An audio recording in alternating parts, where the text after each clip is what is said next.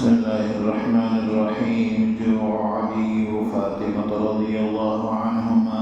أخرج الطبراني بإسناد حسن عن فاطمة رضي الله عنها أن رسول الله صلى الله عليه وسلم أتاها يوما فقال: أين ابناي؟ يعني حسن وحسين رضي الله عنهما. قالت: أصبحنا وليس في بيتنا شيء يذوقه ذائق. فقال علي رضي الله عنه: أذهب بهما فإني أتخوف أن يبكي عليك وليس عندك شيء. فذهب إلى فلان اليهودي فتوجه إليه النبي صلى الله عليه وسلم فوجداهما يلعبان في شربة بين أيديهما فضل من تمر. فقال: يا علي، ألا تقلب ابني قبل أن يشتد الحر؟ قال: أصبحنا وليس في بيتنا شيء، فلو جلست يا رسول الله حتى أجمع لفاطمة فضل تمرات. فجلس رسول الله صلى الله عليه وسلم حتى اجتمع لفاطمة فضل من تمر فجعله في خرقة ثم أقبل فحمل النبي صلى الله عليه وسلم أحدهما وعلي الآخر حتى أقلباهما كذا في الترغيب. وقال الهيثمي: إسناده حسن.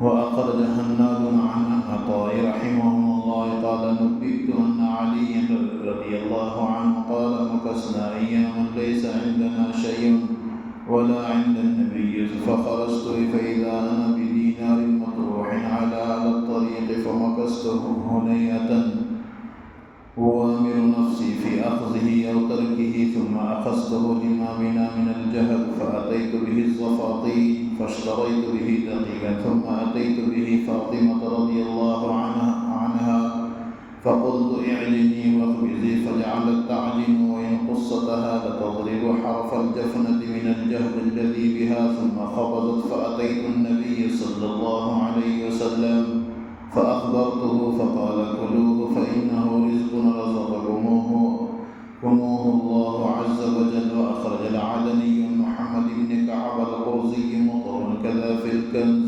وأخرج أبو داود عن سهل بن سعد مطولا.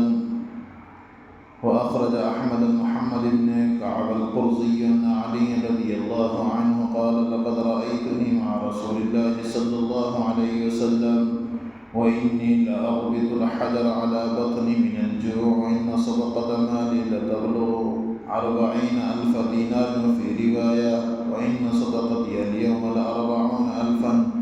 ورجال الروايتين رجال الصحيح غير شريك عبد الله النخعي وهو حسن الحديث، ولكن يختلف في سماع محمد بن كعب من علي كذا في مجمع الزوائد الهيثمي.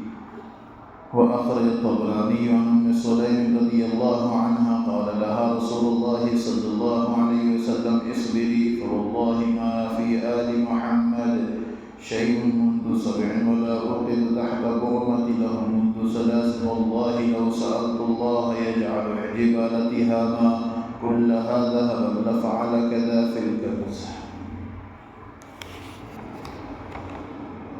حضرت جی مولانا الیاس رحمۃ اللہ علیہ کا ملفوظ ہے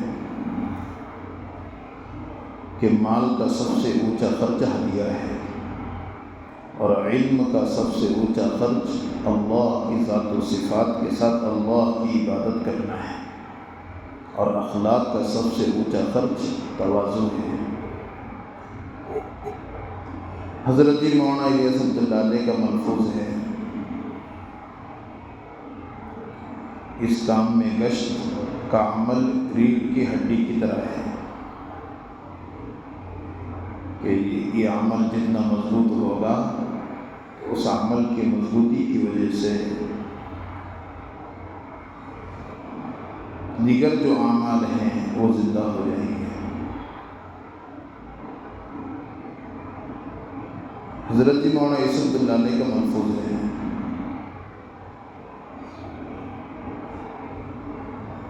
کہ ہر مہینے کے 3 دن لگایا کرو، کہ ہر مہینے کے جو 3 دن لگائے گا اس کو 30 دن کا ثواب ملے گا، کیونکہ جو ایک لگاتا ہے اللہ اس کو 10 کا دیتے ہیں۔ من جاء بالحسنۃ فلہ 10 امثالها۔ جو ایک لگائے گا اللہ اس کو 10 دے گا، جو مہینے کے 3 دن لگائے گا وہ مہینہ پر اللہ کے راستے میں۔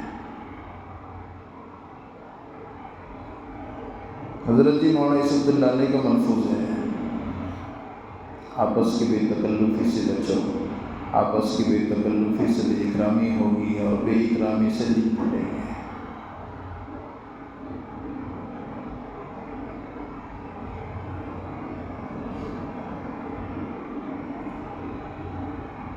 حضرت جی مولانا انعام حضرت اللہ علیہ کا ملفوظ ہے کہ اتنی محنت کر لو، اتنی محنت کر لو کہ اللہ کو پیار آ جائے اور اللہ پوری دنیا کی ہدایت کا فیصلہ کر لے۔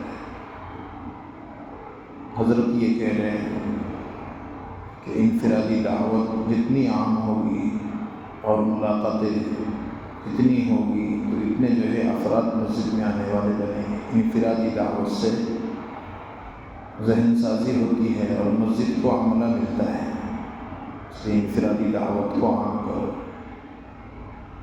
مصلحت کی بنا پر دعوت کی محنت چھوڑنا یہ مصلحت نہیں ہے، یہ اپنے کام کی محرومی ہے۔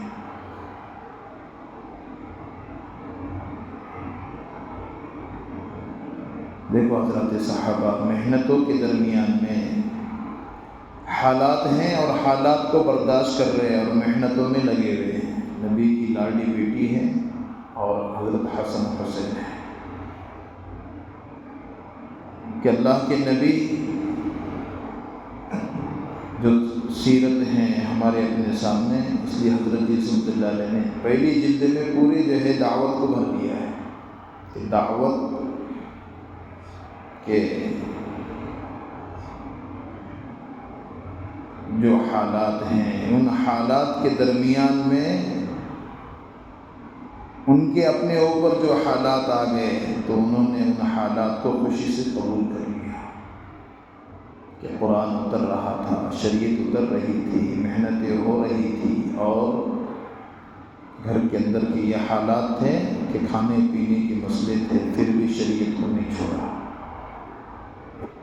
جس کی وجہ سے آج محنتیں نہیں ہو رہی۔ مولانا رحمۃ اللہ علیہ کا ملفوظ ہے جس کی وجہ سے تم محنت نہیں کر رہے ہو، اگر وہ اسی سے مل جائے تو حضرت نے سوال قائم کیا۔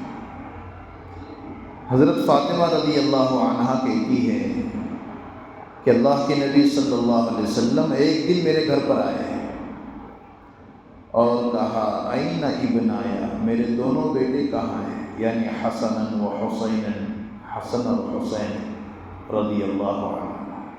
قالت، فاطمہ نے کہا آج ہمارے گھر میں صبح میں چکھنے کے لیے بھی کوئی چیز نہیں تھی، یذوقہ ذائقہ، چکھنے کے لیے بھی کوئی سامان نہیں تھا۔ فقال علی، علی نے کہا کہ بچے رو رو کر مجھے ستائیں گے، اس لیے ان دونوں کو میرے پاس سے لے کر گئے اور فلاں یہودی کے پاس چلے گئے تاکہ کام کریں اور وہاں سے ان کو کھلا کر پھر لے کر آئے۔ اللہ کے نبی کو کتنی محبت تھی اپنے نواسوں سے، تو آپ گھر نہیں گئے بلکہ اس یہودی کے باغ میں گئے تو دیکھا کہ حسن اور حسین ایک حوض میں کھیل رہے ہیں، یلعبان فی شربۃ، ایک حوض میں کھیل رہے ہیں اور ان کے سامنے کھجوری پڑی ہوئی ہے اور وہ اس کو کھا رہے ہیں۔ اللہ کے نبی نے فرمایا علی، کیا گرمی تیز ہونے سے پہلے میرے ان بچوں کو گھر لے کر نہیں جاؤں گے؟ تو حضرت علی نے کہا اللہ کے نبی آج ہمارے گھر میں صبح چکھنے کے لیے بھی کوئی چیز نہیں تھی، آپ تھوڑا بیٹھیں یا رسول اللہ، میں فاطمہ رضی اللہ عنہا کے لیے کھجوریں چن لیتا ہوں، فاطمہ کے لیے کھجوریں چن لیتا ہوں۔ اللہ کے نبی بیٹھے رہے اور حضرت فاطمہ کے لیے کھجوری چنی گئی۔ حضرت علی نے ایک کپڑے میں ان کو باندھ دیا، فجعلہ فی خرقۃ، ایک کپڑے میں باندھ دیا، اور ایک کو اللہ کے نبی نے اٹھایا اور دوسرے کو حضرت علی نے اٹھایا اور گھر لے کر آئے۔ یہ ہے ان لاڈلے نواسوں کی کہانی جو اللہ کے نبی صلی اللہ علیہ وسلم کے زمانے میں کہ محنت چل رہی ہے، شریعت اتر رہی ہے اور گھر کے اندر کا حال یہ ہے کہ لاڈلی بیٹی کی گھر میں چکھنے کے لیے بھی کچھ نہیں ہے۔ حضرت علی رضی اللہ عنہ کہتے ہیں کہ ہمارے اپنے پاس 40 دن کچھ ایسے ایام ایسے ہوتے تھے نہ ہمارے پاس کچھ ہوتا نہ اللہ کے نبی کے پاس، ولا عند النبی، نہ اللہ کے نبی کے پاس ہوتا۔ میں ایک مرتبہ باہر نکلا تو 1 دینار پڑا ہوا راستے میں ملا،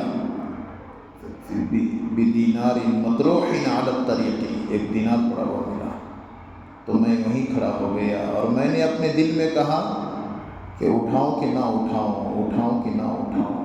میں نے اس کو اٹھا لیا اور میں دکان پر گیا اور میں نے اس کا آٹا خریدا، فأتيت به الزفاطين، میں نے اس کا آٹا خریدا اور میں نے کہا فاطمہ تم اس کی روٹی بناؤ، تم روٹی بنانا اچھی طرح جانتی ہو۔ جب حضرت فاطمہ روٹی بنانے لگی، بھوک کا یہ عالم تھا کہ آپ کے سر کے بال آٹے کے برتن سے ٹکرا رہے تھے بھوک کی وجہ سے۔ فقلت اعجنی واخبزی، جب روٹی تیار ہو گئی، چنگری تیار ہو گئی، چنگری میں روٹی پڑی ہوئی، کہا حضرت علی نے تم نہ کھاؤ، کوئی نہیں کھائے گا۔ اللہ کے نبی کے پاس وہ چنگری اٹھا کر لے کر آئے روٹیوں کی، تو اللہ کے نبی نے فرمایا کلوہ فإنہ رزق رزقکم اللہ عز وجل، تم کھا لو، اللہ نے تمہارے لیے غیب سے رزق کا انتظام کیا ہے۔ یہ ہیں حضرت علی اور ان کے گھرانے کی سیرت۔ حضرت علی کہتے ہیں میں نے اللہ کے نبی کے ساتھ اپنے آپ کو اس حال میں پایا کہ میں بھوک کی وجہ سے اپنے پیٹ پر پتھر باندھا کرتا تھا، وإنی لأربط الحجر على بطنی من الجوع، اور اللہ کا شکر ہے کہ اب میرے مال کی زکوٰۃ 40,000 دینار تک پہنچ گئی ہے۔ کہ جب محنتوں میں تھے، محنت کر رہے تھے تو محنتوں کے بعد فتوحات آ گئی، اور کہا کہ میرے مال کی زکوٰۃ 40,000 تک پہنچ گئی ہے۔ یہ حضرت علی ہے۔ ام سلیم کہتی ہے اللہ کے نبی صلی اللہ علیہ وسلم نے فرمایا اصبری، صبر کر لو، اللہ کی قسم آل محمد کے پاس 7 دن سے کچھ نہیں ہے، ما فی آل محمد شیء منذ 7 دن سے ہمارے پاس کچھ نہیں، اور ولا اوقد تحت برمۃ، اور ہمارے گھرانے میں کسی برتن کے نیچے 3 دن سے آگ نہیں جلی ہے، 3 دن ہو گئے ہمارے کسی برتن کے نیچے آگ نہیں جلی ہے، 7 دن سے آل محمد کے گھر میں کچھ نہیں ہے۔